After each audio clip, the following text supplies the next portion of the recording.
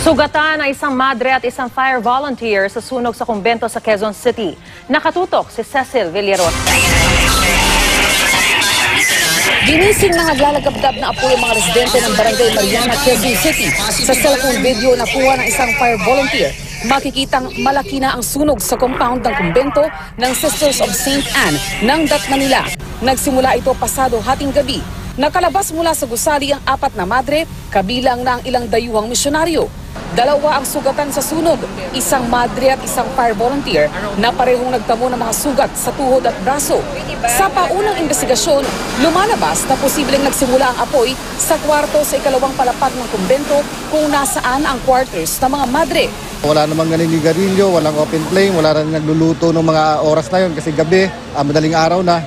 So, titignan natin ulit.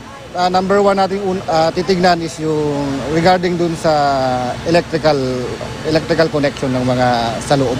Ayon sa Bureau of Fire Protection, luma na at gawa sa kahoy ang gusali, kaya mabilis na kumalat ang apoy na umabot pa sa kapilya at opisina ng kumbento.